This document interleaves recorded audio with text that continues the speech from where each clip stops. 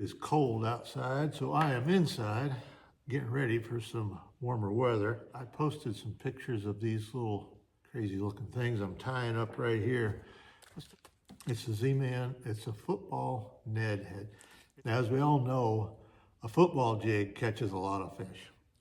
Bass just love it. It's just a great way to get bites. And if you can see this one right here, this is my newest little version of a football jig.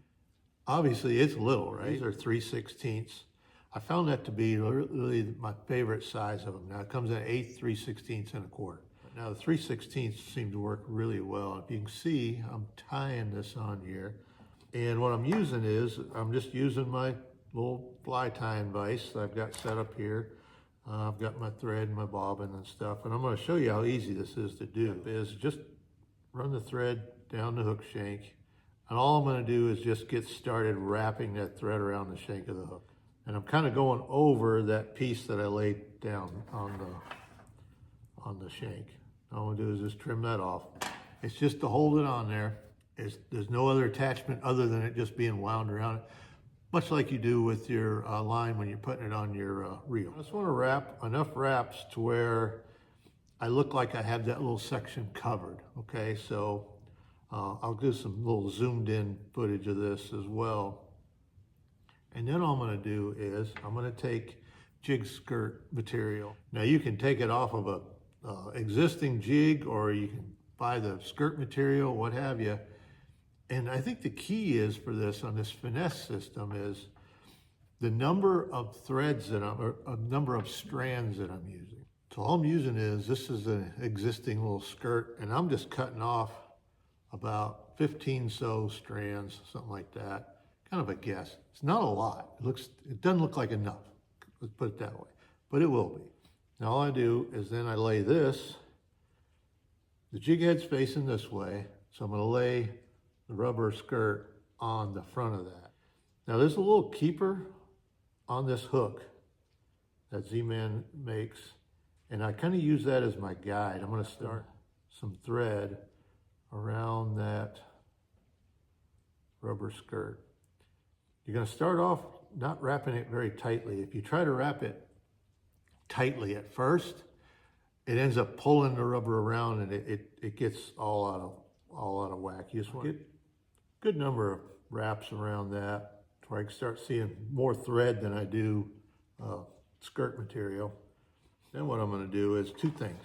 Next step is, I'm gonna cut off this little extra. I'm gonna cut it close to the thread.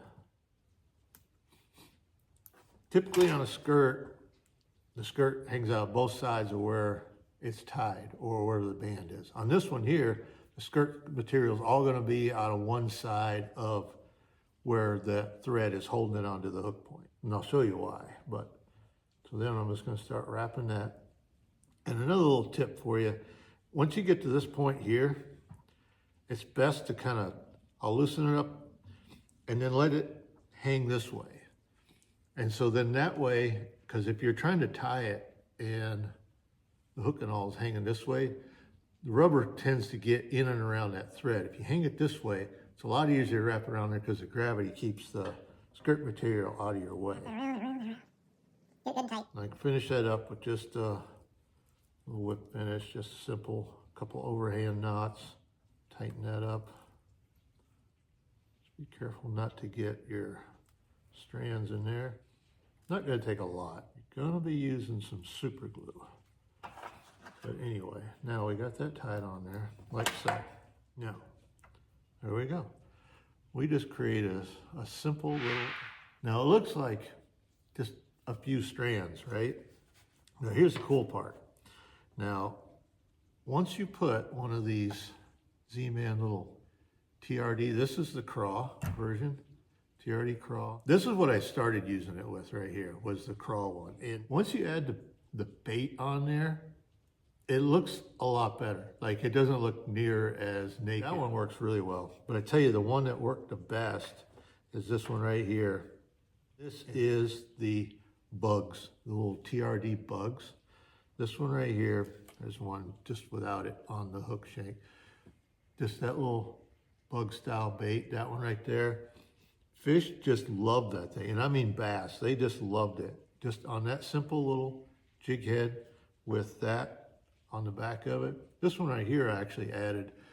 It's kind of easy to do. You just add little monofilament weed guards. I do that quite a bit with my crappie jigs, and there you have it. That is a finesse football jig, and that little dude is a killer. I'm telling you, something you can do at home. And this time of year when it's just cold, you know, getting ready for the anticipation of the next big fishing trip, this is a great time to get some of this done.